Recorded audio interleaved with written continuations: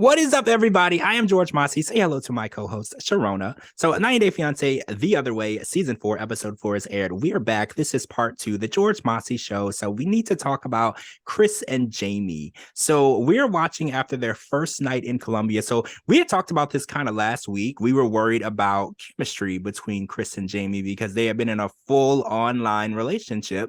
They were going to be getting married. And I was like, are they sexually compatible, or even is there any chemistry at all? So we learned from both Chris and Jamie that they have no issues in that department. They are compatible. There is chemistry. There's no issues whatsoever. But there is an issue with mint. So Chris tells us that she's allergic to mint, like mint chocolate chip, mint in coffee, mint in toothpaste. Like, I'd never heard of that in my life. And she can't use toothpaste that has mint in it, and you have to brush your teeth. So she had to go to the drugstore and buy some non-mint children's toothpaste. Now, don't get me wrong, that watermelon children's toothpaste tastes so good. It's like amazing. So it's not like horrible. Like, she's not going through something terrible. But that's so crazy that she's allergic to mint, because so many things that I like have mint in it. And I'm just like, whoa, that's insanity. So I want to also talk about the fact that she told us that she had a car accident. She broke her neck. And then in recovery of that, she left the hospital and was rear-ended again and then hurt herself again. Now, I don't know if this is mob related or whatever, but it kind of sounded like somebody put a hit out on Chris, right? Is that how you feel? Because it's like, what are the odds that you're in an accident and you break your neck, and then on your way from the hospital from breaking your neck, someone hits you again, rear-ended? I was like, this sounds mob related, Chris. Like, are you okay? Should we send help? Like, is everything okay now? Because I'm super worried. And then the fact that she needs $100,000 surgery that takes up to a year for recovery, and there's like drilled holes in her head. I'm terrified. And even Jamie was like, why is this the first time I'm hearing about this? So that was my next thing. Are Jamie and Chris not communicating? Because I feel like Jamie is learning everything about Chris for the first time now that they've met. What have they been talking about on the phone for the last year? Honestly, I was kind of wondering that too, because I feel like everything is like newsflash. Here's this, here's this. Oh, I didn't tell you this, I didn't tell you this. It's like, shouldn't you have like told her everything? I mean, I get the narcolepsy thing she knows about, but like everything else, like what else is she gonna tell us that she's allergic to or that happened to her? Like, my God, like I'm so sorry that she got in that car accident, but like you said that, like, how did that happen? That's insane. Oh my God. Oh, I'm worried. Jamie should be worried. Like, she's like, there's a lot that she has to take on as new information. And it's like when you first meet someone, you're kind of getting to know them, but they're not just getting to know each other. Jamie is getting to know all of her medical history. And it's like they had a whole year of video chatting and talking on the phone. They needed to like talk about all of that stuff, because even Chris admitted, she's like, they didn't really talk about finances, because that's kind of how this apartment situation came about. And Jamie picked out the apartment, first of all, because it checked off all the boxes of what Chris wanted. So she didn't selfishly pick out the apartment. And she had to pick out an apartment for somewhere for Chris to come to. And this apartment that Jamie picked out checked off the boxes, and it was $100 more. Oh, I want to talk about, first of all, a $400 a month apartment. I didn't know those existed. And the fact that it's only $500 a month, and we saw the inside of it, it's nice. Like, okay, it's nice. It's not a tiny one-room apartment. This is insanity. So I was like online today and I was like, should I just move to Bogota right now? Because for like what I'm paying now, I would live in like a castle. Like, is this like serious? So I was like, $400 is like a budget. I was like, for $400, I assume that I would live underneath a bridge in a shoebox. Like, that is insanity. So the fact that Chris was upset about it, I was like, I don't know, Chris. Like, if somebody told me that they found me an apartment with like more than one room with working running water and hot water and a toilet for 400 or $500 a month, I would kiss their feet. You know, like, I'll be like, how, you're some sort of genie wizard. How did you even make that happen? Yeah, that Jesus Christ. Oh my God. You could get like an entire town in San Diego or there for the what you pay in San Diego. Like, oh my God, I that's crazy. I mean, I guess to me, like I kind of feel what Jamie's saying because like I would probably do something like that, especially if you're trying to appease someone coming to another country, you want something nice for them. So Mhm. I get where she's coming from, and like I guess I don't really think of $100 being a lot. Like I feel like that's like Starbucks for the week for most people. I don't know. Like I don't feel like I get their budgeting, But it's like Jamie still does have that job. She So I think they does. can. Yes, she's just on vacation.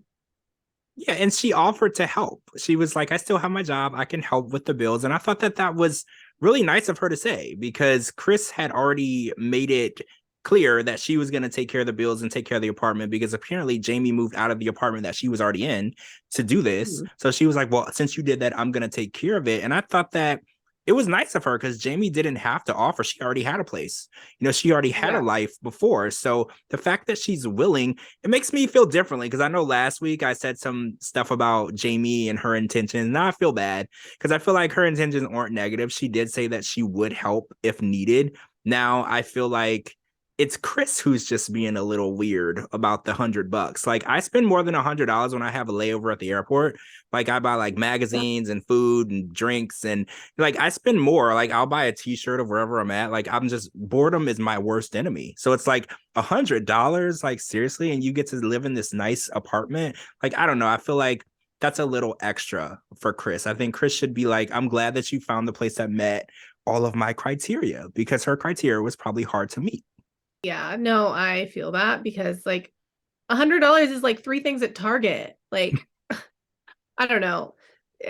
Yeah, I feel like Jamie did the right thing because I feel like if she would have brought her to a $400 apartment and it didn't look nice, she probably would have freaked out. Well, I yeah, mean, always do she that. she had a level of expectation and Jamie met that level of expectation and it costed a little extra. And I mean, in America, let's say this, in America, if she would have gotten to any city in any state for a $500 a month apartment, she would have been unsafe and unhappy with it. So I like to put it in that perspective. Jamie did a good job. She's happy. She feels safe. She's happy with the apartment. So I think she did good. And I hope that that isn't something that they're going to be arguing about because even Jamie was like, I'll just pay the extra $100. It's not even that serious. All right, so I want to talk about Nicole and Mahmoud. So, within minutes of arriving in Cairo, Egypt, Nicole realizes that returning back to Egypt was basically not a good idea, right? So, Mahmoud is talking about her clothes, and she tells us in the car that he has this huge family and they're always around, and he lives with his mom and his family, and she needs her own space. And I think that, oh, and his older brother and wife lives above them. So, it's like an apartment building and then it's a small space and there's like a lot of grandkids and his Mahmoud's mom is the matriarch of the family, so everyone comes to see her and they eat together and they spend time with her. And Nicole wants their own place, so let's rewind back to the first time she came to Cairo. Mahmoud did get a place with her, and within a month or two she headed back to America and left him with that place. So now I'm understanding why he didn't go and get a place for her when she arrived, because he's kind of afraid that she might jump ship again and leave him with an apartment that he might not be able to afford, which he doesn't even really need because his family doesn't want him to move out. In his culture, Mhm. you stay as close to the family as possible. And we learned that his brother's wife, she doesn't have any friends and she doesn't go out. And it's not customary for the wives in Egypt to really have a social life outside of their family. Now, I don't want to go and like bash anybody's culture or whatever, but like friends, that's like a given. Like I've never met anyone who didn't have any friends. Everybody has at least one. So when his brother's wife Fatima said that she didn't have any friends and she wasn't really looking for any, that was like a huge red flag for me. And it's like, yes, I love tight-knit families and I love how families can be there for each other and be each other's rock, but sometimes it is nice to go out with someone who's not your family so you can complain about your family, right? Absolutely. I think like what Nicole said, like sometimes your friends become your family. That's how I am. Mhm. So like if I was able to have my friends and I just had to be around my family, I'd probably just go insane. Because everyone needs an outlet. Because like when you're around the same people all the time, like your family, your significant, you need friends, you need a break.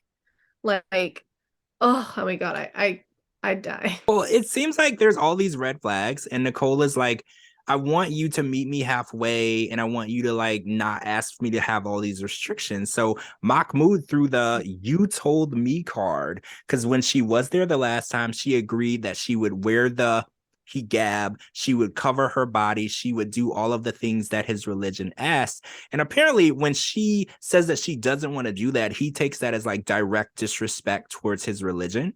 because their religion is Mhm. very held in very high regard. So he's like, I wish you wouldn't say that because it feels like you're disrespecting my religion. And I don't know who to blame here, because if I feel like Mahmoud did do his due diligence and he asked her to take these precautions and changes and restrictions, and she did say yes, but she's like, oh well, I said yes, but now she's kind of retracting her statement. And is it okay to do that because she married him? Like, I'm sure he asked her to do this before they got married. So is it okay to say yes, then get married, and then say, I changed my mind? Like, I don't know who's at fault here, because I feel like Nicole knew what was going on. When she got back on that plane from LA and went back to Egypt, she knew what was expected of her. And she's still asking for like some sort of contract negotiation. And it's like, Nicole, you don't get a contract negotiation.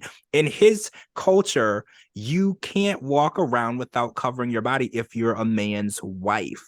And it's like Mhm. she wants to like say like, oh well, just stop asking me to do these restrictive things. It's not really up to Mahmoud.